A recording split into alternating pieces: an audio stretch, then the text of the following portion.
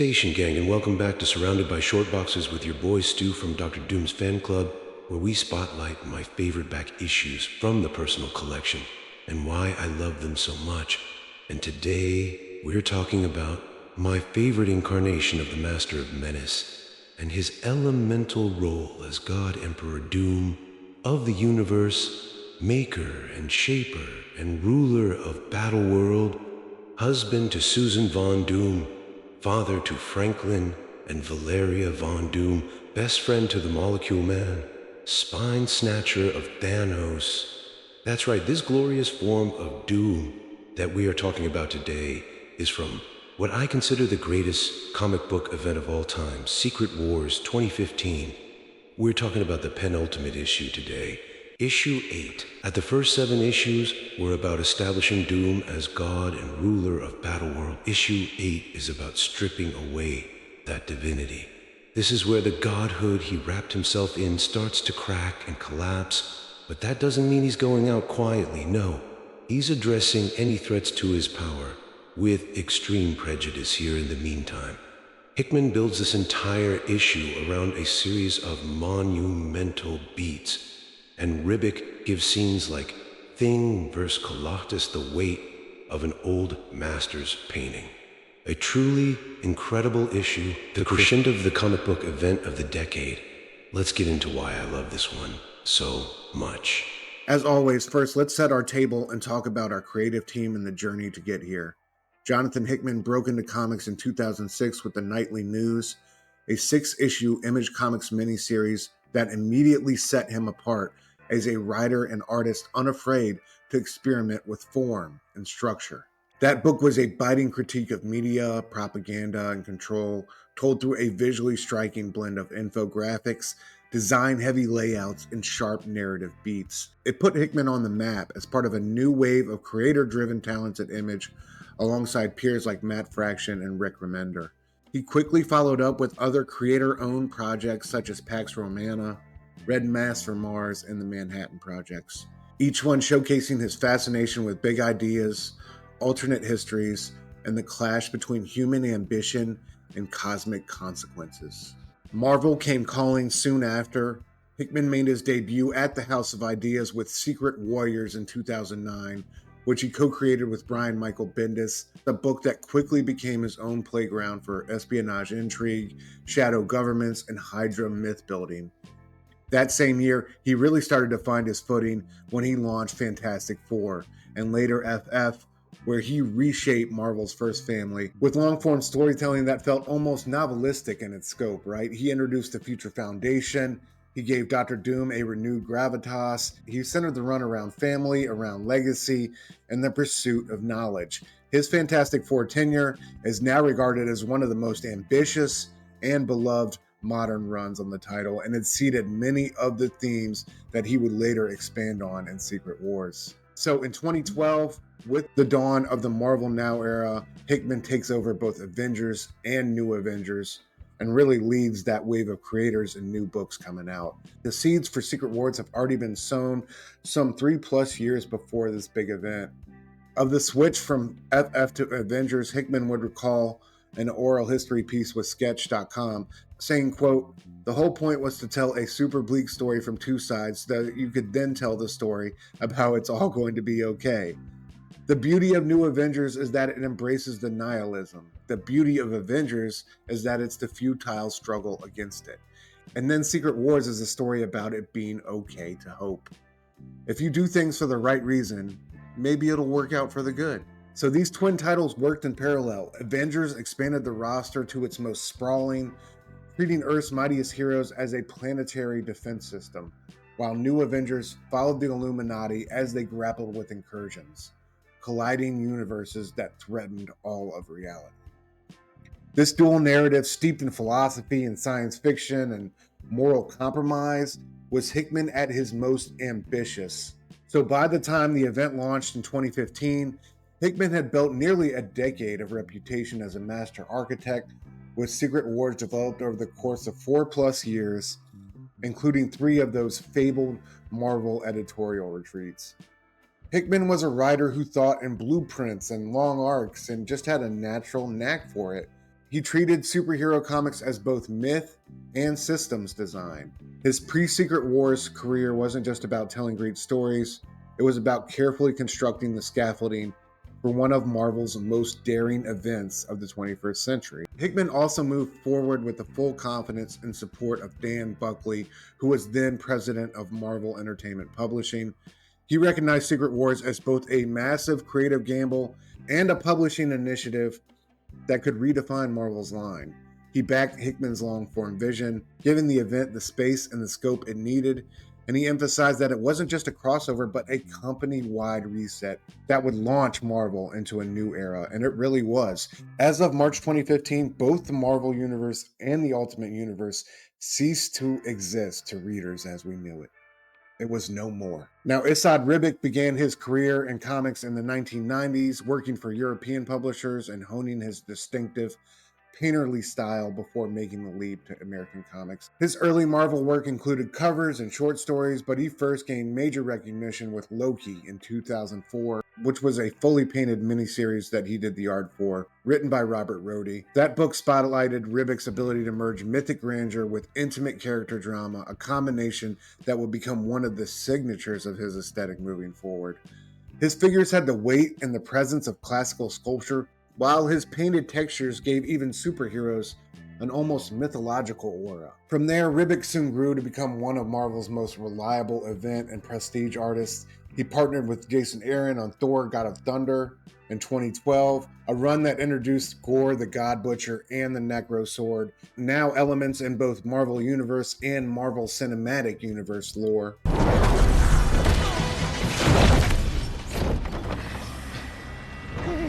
Is that the Necro Sword? That's cool. I've only ever read about it in stories. And you know this is going to hurt. Ribić's art gave Aaron's story the scope it demanded: sprawling cosmic battles, ancient gods torn asunder, and landscapes that felt straight from the pages of Norse sagas. This work cemented his reputation as the artist Marvel would turn to when a project required both epic scale and painterly gravitas. His visuals elevate these stories beyond that standard superhero fare, making every panel feel like a part of a larger myth. So, when Jonathan Hickman's multiverse-spanning Avengers saga started to barrel towards Secret Wars, Marvel knew they needed an artist capable of capturing that operatic tone and near biblical scale of the story. Esad Ribić was a natural choice. His proven ability to render gods and mortals with equal weight made him ideal for depicting Doom as the God Emperor, the fall of universes, and the intimate but mythic duel between Reed Richards and Victor Von Doom. According to interviews, Hickman himself pushed for Ribić, believing that only his art could balance the grandeur of creation's collapse with the personal and human core at the center of the story. In many ways, Ribić's painterly visuals were essential to Secret Wars, just as much as Hickman's intricate plotting was. This book simply wouldn't resonate the same without his mythic brushstrokes. And his Doom, man, Ribić's Doom! Oh, Esad frames him less as a costume supervillain and more as a tragic deity, carved out of the fabric of creation itself. His Doom is monumental, always towering within the panel, and I love how he drapes him in these stark whites that strip away all the gaudy green and gold of old, right, to present him as an austere god king. Ribić's painterly style amplifies Doom's contradictions as well. His face is almost always hidden away here, save for one brutal close-up we get as he's talking to Susan. But it becomes more human in his posture and his gesture when it's in the mask. And his omnipotent presence is often offset by quiet, lonely compositions that emphasize isolation over triumph. And then the battles, Ribić renders Doom with brutal simplicity. Whether he's throwing down with a Infinity Gauntlet wielding Black Panther, or he's grappling with Reed Richards and the ruins of reality, the cosmic scale is continually grounded in this raw physicality from Ribić. The effect is that Doom feels simultaneously larger than life and painfully human. A figure whose divinity is always on the edge of unraveling into desperation. The opening of issue 8 is a slow march toward inevitability. Doom's empire has fractured, His generals are either gone or defecting, and the barrier between his constructed reality and the truth of what he stole is crumbling. Hickman doesn't waste any time with the small beats here. Every page is a drum roll. Every panel feels like we've been ushered closer to the final confrontation that Hickman has been threading since way back in Fantastic Four number 570. Now the tension isn't if Doom will fall, it's how. The cracks spread wider with the Cabal and the surviving heroes making their last stand. There's a scale here that could have devolved into noise in lesser hands, but Hickman keeps the lens tight, always circling back to Doom. So we open our issue inside the Quinjet, which is being piloted by Star-Lord, aka Peter Quill. Its passengers are Reed Richards and his evil Ultimate Universe doppelganger, the Maker, who are en route to find essentially the wizard behind the curtain, as it were, right? They're going to get to the bottom of where Doom is getting this power from. But the jet crashes after one of Maestro's world breakers takes out its wing on approach, forcing it to make a crash landing. The God Emperor doesn't know it just yet, but this jet and those on it are the real threat to Doom and everything he has built here in Battleworld. While the armies of the Resistance make war upon the forces of Doom, they are really just providing a distraction for Reed and Evil Reed here to find the true source of Doom's power and hopefully put an end to this nightmare. So after we open with the Quinjet and its occupants preparing for impact, our first big moment of issue 8 comes right away, and it's a primo example of how well Hickman plays with others, especially during this event, and proof positive of how much fun other creators had playing in the sandbox that he built for Secret Wars. So if you're familiar with this event, you know Ben Grimm plays a surprisingly pivotal and deeply tragic role in it. Ben Grimm serves as the literal foundation of the shield, the massive wall holding back the endless tide of horrors that threaten Battleworld. Hickman frames Grimm as both a prisoner and a protector, a man whose unbreakable body has been repurposed into an eternal bulwark. His sacrifice largely unseen by those that he defends from the horrors of Battleworld. But Ben's arc and his decision to abandon his post gains extra weight thanks to Kieran Gillen in his Siege miniseries, which really fleshes out Ben Grimm's existence on the shield and the grim nobility of his vigil. Gillen portrays him as a mythic figure of endurance, silent but resolute, and it's Thanos, of all people, who shows up, lets himself be imprisoned in order to speak with Ben Grimm and convince him to stand up and fight, making his eventual rebellion against Doom in the core series land with far more emotional force. By weaving Gillen's intimate character study and his tete-a-tete with Thanos into the larger event, Hickman takes that fantastic idea, born through a tie-in, and transforms Ben from a supporting player into one of Secret War's most resonant symbols, the indomitable human spirit that refuses to be shackled forever. Also, a cool comic book footnote here. Kieran Gillen's artist on the Siege miniseries was the great Felipe Andrade, who recently did some exquisite artwork for the incredible series Rare Flavors with Ron V, which was one of the very best books of 2024. So, having decided to stop being the wall and instead take a walk north and confront Doom, we see Ben Grimm arrive on the scene as the forces of the Resistance begin to clash with those of the God Emperors. And the thing first runs into Maestro, who's piloting a shield helicarrier that's raining Hulk world breakers onto the battle below it. Ben smashes the helicarrier to the ground for really no other reason besides that it's in his way. And in so doing, he gets the attention of not only God Emperor Doom, but the Devourer of Worlds, Galactus, who is being piloted by Franklin Richards. So as Yancey Street's finest and the Devourer of Worlds are set to square off, Doom recognizes that with the shield now down, there has to be more trouble on the way, right? And he teleports himself to the front to greet the Annihilation Horde, which is being led by none other than Thanos. Meanwhile, Big G and Ben Grimm begin to exchange epic blows back and forth. But when Doom lands on the battlefield behind him, Franklin Von Doom reveals that the thing is in trouble now that his dad is here. And with that bit of little juvenile boisterousness, Ben is quickly able to surmise that this is indeed Susie's kid. And with that solemn realization, he lays down his arms. He surrenders himself to Franklin.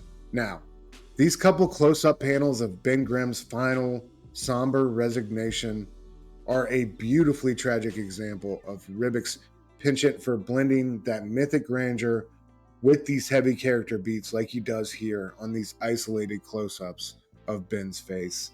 And Franklin doesn't hesitate. Controlling Galactus, he obliterates the thing at the bottom of the page in a wondrously terrifying panel as his mother and his sister watch on in shock and awe. It's a grim reminder of the sacrifice and the death taking place all around us here right now on the battlefields of Battleworld.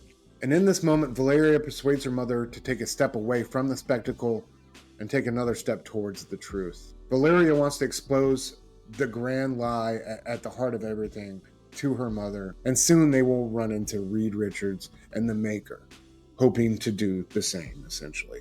But as we said before, this issue revolves around a series of monumental beats by Hickman and Ribić, and so next, we're going to head to the site of the Quinjet crash, where Peter Quill is trying to make repairs to get this thing operational for an exfil once Reed and the Maker are done with what they need to do and need to get out of there, right?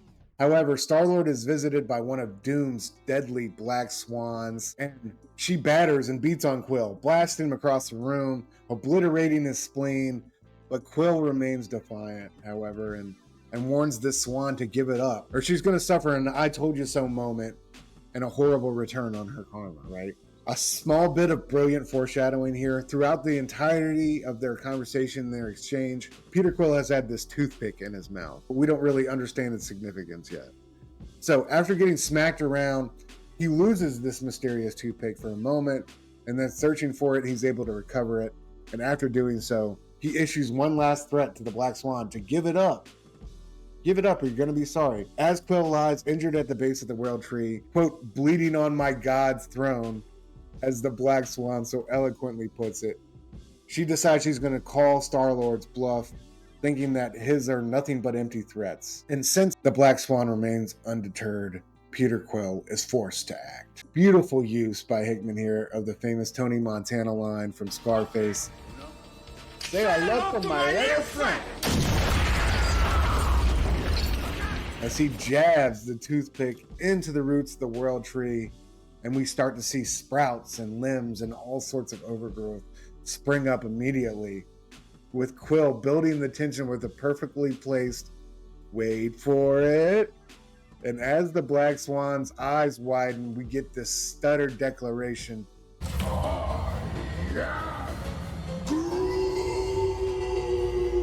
and Groot merges with the Worldtree and erupts from the ground, upending the castles and a good portion of the battlefield.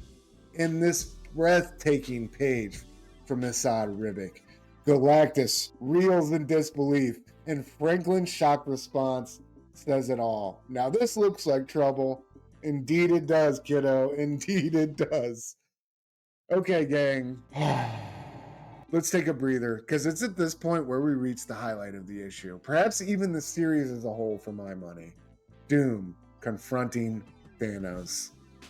The confrontation between these two isn't just a clash of titans, it's a meditation on power itself. When Thanos confronts Doom in the ashes of Battleworld, he does so not as a challenger, but as an equal, one god peering into the eyes of the other, or at least he thinks so. Their exchange is brief but loaded. Thanos, the eternal seeker of dominion, accuses Doom of clinging to power he doesn't deserve, while Doom, calm and eerily assured, speaks as a man who already understands the emptiness of godhood. With Doom's arrival at the front, Thanos dismounts from the Annihilation Horde, and I love initially how Ribić gives us Thanos towering over Doom with this sense of bigger scale that really kind of obscures the truth of the situation, as we will soon see demonstrated. But I love Thanos looming over Doom here, much more physically imposing. And our boy is like 6'7" with his armor on. I'm just saying. 6'7"! Love these two panels though from Ribić. Doom at first is actually quite conciliatory in nature, right? He offers Thanos the Annihilation Horde and to be barren of this waste if he can find his faith. But Thanos rudely rejects the God Emperor's offer, and he reminds Doom that he was once a god too. He wielded the Infinity Gauntlet in judgment of all living things, like a god should, not trying to save what he can like Doom is. And then he calls our boy a weak god. He calls him a pretender.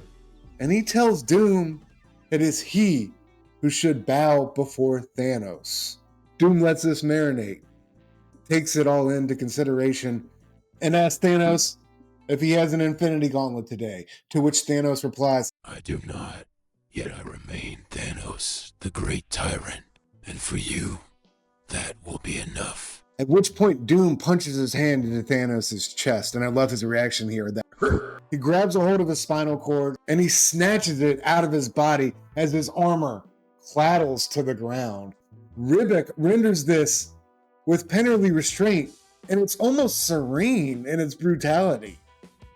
The moment is much less about gore than about absolute authority. No grand speech from Doom here, no flourish. He simply dismisses Thanos with this killer line.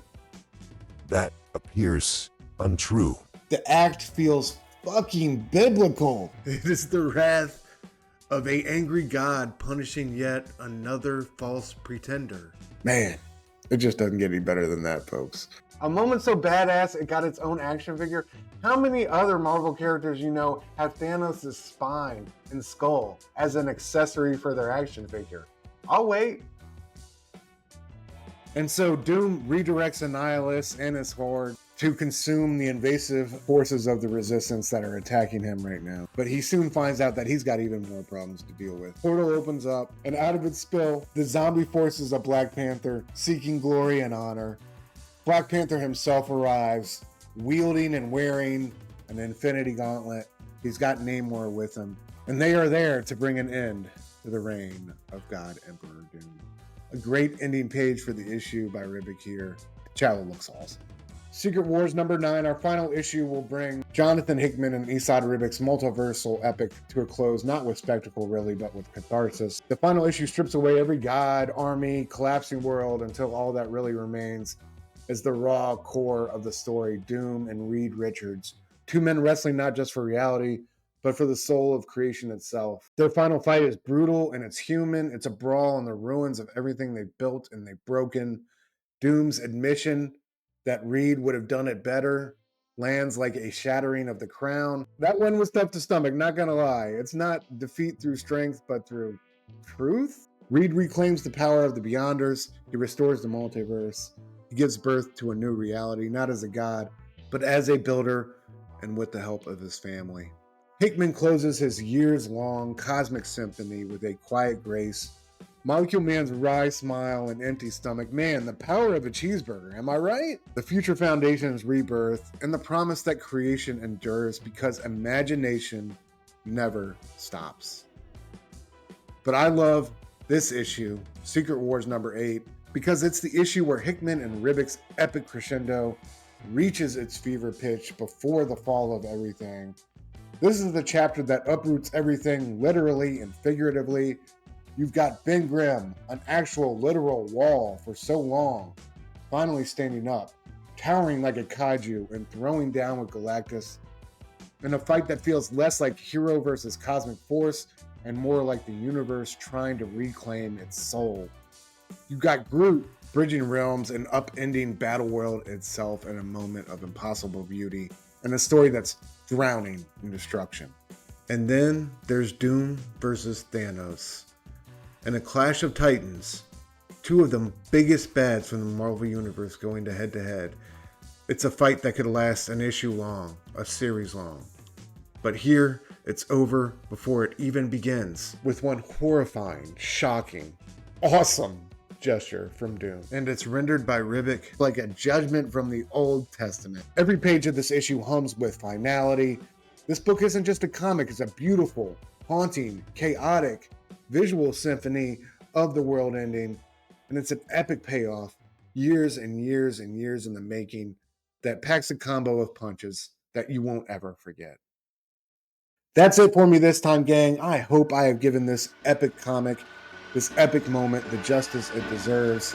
As always, thank you for watching, and make sure you're subscribed to the Dr. Doom's Fan Club channel with those notifications on so you don't miss out on any more of my great comic book content. Till we meet again on Doomsday.